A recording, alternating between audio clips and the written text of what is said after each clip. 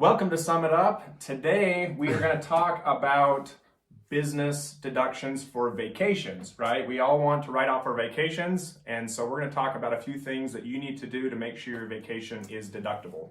Which is awesome because I'm going to go on a vacation soon, and I want to be able to. Are you going to be this excited on your vacation? You think? Or I'm more? always this excited. This is again. We've talked about this. This is Jordan. And this is excited Jordan, That's right? true. So yeah, very true. So we're talking right here with his vacation. That's so. Right.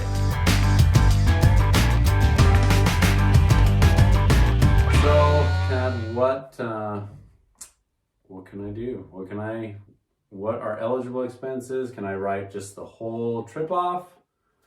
How do I do that? Can I write entertainment off? So I always preface this kind of stuff with make sure you run things by your CPA because it's not always apples to apples when we're talking. Right? Yeah, when we're talking about vacations. But I will give you, maybe 3 or 4 what I call kind of rules of thumb in order to be able to deduct vacations, to make sure that if you are in an IRS audit, which I've helped clients through that, and That's not fun. They are zero fun, and so you want to make sure you can provide what you need to, right? So the first rule of thumb is it has to be a business purpose, right? Okay. So what does that mean? What does it mean to have a business purpose? So if you think about your business, how do you know it's considered business purpose for your business? Well, I would assume like a convention or something like Okay. that, right?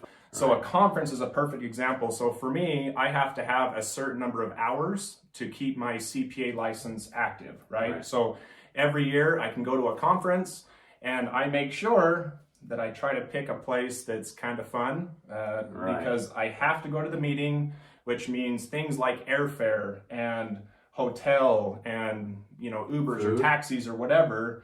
And we'll get to food in a minute. That's a different deduction. But those things I'm talking about were you have to have them just to get to the conference, right? So those would be ways to be able to write that off and make sure that that's deductible, right? So conferences are very common. Not everyone likes to go to conferences, right? Right. I'm going to tell you the most common business purpose deduction that I find with my clients is their annual shareholder meeting. Oh, nice. Right? So I try to have my clients structure it so they're the owner and their spouse is either like a secretary or a treasurer or a co-owner, right? If you do that, then when you and your spouse go to these meetings and you have an annual conference, you can write off the owner's expense. But if there's a co-owner or an officer of the company, you can write that off too. Oh, so nice. that I find is probably the best way of calling it a business purpose. Okay. All right, Ted. So what qualifies as a shareholder co-owner meeting? Right. And that's a good question because I would say that's probably going to fit pretty much every business owner, right? You can't have a business without an owner, right? So the shareholder meetings they need to be pretty structured. So a lot of times people think, hey, we'll talk on the beach and while we're on the wave runners on the lake or whatever, we're going to we'll yell talk about across. business. We'll talk about business. That's not how it works. So in order for it to be a deduction, you have to have a pretty structured meeting. So as an example, when our firm goes on retreats and so forth, they make sure that every day there's structured time for meetings. And we usually try to do it in the morning, relatively early, so it gives people time still the rest of the day to go do stuff. Yeah. But we have an agenda. We have things so that if we ever were audited, we would show exactly what we talked about, who attended and all that kind of stuff. And that's really what you should have. And I know many people don't have that. So you have to make sure you prove that you had actual meetings. We're talking about a shareholder meeting, right? Right. And so if you don't actually have a meeting, technically it's not a write-off. Yeah, so you don't have documentation, at least an agenda or something to that effect, saying this is what we talked about, written down. Right. If you just have a verbal meeting, hey, Yeah. let's talk about the employees. Let's talk about different things in the business. Right. Yeah. So you need to have something of proof that says. So if you're out scuba diving, right? Like we all want to scuba dive. Let's say you can't put a thumbs up underwater, like we're doing well, and have that count. I mean, you actually have to have that agenda. And again, we try to do it and make sure there's a meeting on every day, because if you only have a meeting once, then the rest of it is personal. So make sure that you structure it, and really that would be a good time to evaluate how you're doing. For those of you that maybe have like rental companies, right? Like you have a rental property, you could take time to go and look at different rental properties and potential opportunities to buy maybe a property in that location. That could be a structured way. You could document where you went, the neighborhoods you went to, and that would provide kind of the detail that you need in an audit. Okay, so something to the effect of, this shows where we went, why we went, just write it down, basically, right? Right, and I'm gonna tell you, most people don't do that, you know? You kind of just think, oh, well, I'm a business owner, right? I use my business card, so I'm good. The IRS doesn't see it that way. They don't care whether they don't care whether you use your business card or your personal card. You have to be able to document that. So make sure that you definitely do that. And for our firm, a lot of times we go after the meetings, we go have fun. You mentioned meals, right? Right. So while you're out there, the meals are deductible, but for IRS purposes, you only get half. Right? So if you spend $10 on a meal, the actual deduction on your tax return is only going to be $5. Okay. So if you, because right now I believe there's a tax law where you can deduct all of the meal if you go to a restaurant. Yeah. Right? But that doesn't include travel meals. Yeah. So to get 100% deduction, you have to have it. A lot of times it's when you bring it. It used to be where you could bring it in the office, let's say, and you're keeping your staff there to work all day. But they have changed that. So it used to be if you as a business owner look on your income statement or your balance sheet or any of those kinds of things, your financial statements, you might have seen something called meals and entertainment, right? And it was always one account. It said meals and entertainment on one line, and you would just put a big number there, right? Right. You can't do that anymore because entertainment is not deductible. I'm sorry to be the bearer of bad news, but which is very unfortunate.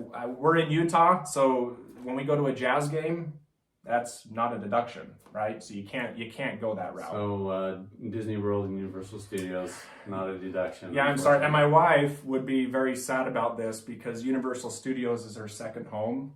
The tickets to Universal Studios are not deductible. So that has changed though. Years ago, meals and entertainment were a deduction. They changed that, so entertainment is not deductible and meals are only 50%, right? Okay. So when you're keeping track of things, track entertainment and meals separately, because if you lump them in one, you may be taking a deduction that you otherwise can't take. Yeah. So again, then it's like, okay, great, it's a business expense. What is actually considered a business expense? What's the definition? And the IRS just calls it ordinary and necessary. So I can't go to the Ritz-Carlton and party? Well, you can't party, but so that's a good question though, right? So if you go to a hotel, is there a certain type of hotel you can go to and not go to? No, that kind of stuff doesn't matter, right? You could go to either the Motel 6 and write it off, or you go to the Ritz-Carlton and write it off. That's your preference. That's going to be deductible if it's legitimate, right? So when I think of ordinary, I think of kind of amounts. So as an example, if you have a business and you only do work in southern Utah, right? And all of a sudden you go to France on a 2-month trip, I wouldn't call that ordinary for your course of business, right? And frequency, if you're only going maybe once a year, that's probably okay. If you're having a shareholder meeting once a month, in a different location all the time, I would probably err on saying that that's not considered ordinary, right? So you do have to think of it that way. And again, I always preface this, please consult with your tax advisor because every situation is different. We can't possibly cover all of the scenarios. I'm just giving you kind of some rules of thumb, and that doesn't fit in every situation. And so again, so ordinary and then necessary, right? So again, you think of your own business, what does it take? So you, Jordan, you run a accounting business. What does What is necessary expense for you to run your business? So yeah, I would say you got office supplies, computers, desks. Right. And it, obviously software, more and more, right? Technology. Yes, So it's always more and more software. yeah, so not just the computers, but things like tablets and phones and those kinds of things. For those of you that utilize technology in your businesses, those are legitimate write-offs, right? And training on those softwares, right? Right. So That's that would be becoming more and more. great. So I would say those are all necessary expenses. So again, use an example. You're a framer. You build homes, you frame homes for a living. Is going to Florida and sitting on the beach Necessary for a your business? necessary business expense? It depends, right? So the answer is it very well can be, depending on the frequency, right? If you're going every single week and you're going to a different beach, I would say probably not. Right. If you're having an annual shareholder meeting and you are going to relax and unwind, that makes you more profitable when you get back. To me, I would take a portion of that, right? Okay. So those are things to think about. Frequency is a big piece of that. And you can't be, I may be a little conservative, but I encourage people to not be too extravagant on their business expenses on don't push vacation. it, right? If it's legitimate, it's legitimate. Take it. But if you're getting to the point where you're stretching it so much that everything is in question, Right. in my opinion, you're starting to go backwards. Everything is not a business expense. Right. And again, the purpose of this, y'all are going to travel. That's what this video is about. Is I want to travel. I want to go and see things. I want to take time away. Those are okay. They are ordinary and necessary. I mean, business owners do that all the time. Our goal is to make sure when you go on those trips that you're spending money in a way that still lets you enjoy it, but you get to take a write-off, right? So that's kind of, always remember that's the purpose of what we're talking about. So again, just to sum it up, when you're going on vacation, in order to write it off, you do have to have it be a business purpose, okay? And then it has to be ordinary and necessary. Those are kind of the first three. And the last one is you better have really good documentation on things like receipts, on things like meeting notes and conferences and things like that. You have that stuff in an audit, you're going to stand a chance to easily provide support for those deductions and save tax money, which is what we're all trying to do, and all at the same time unwind and relax. Thanks everybody for watching. If this has helped you in any way, please like and subscribe. We'll catch you next time.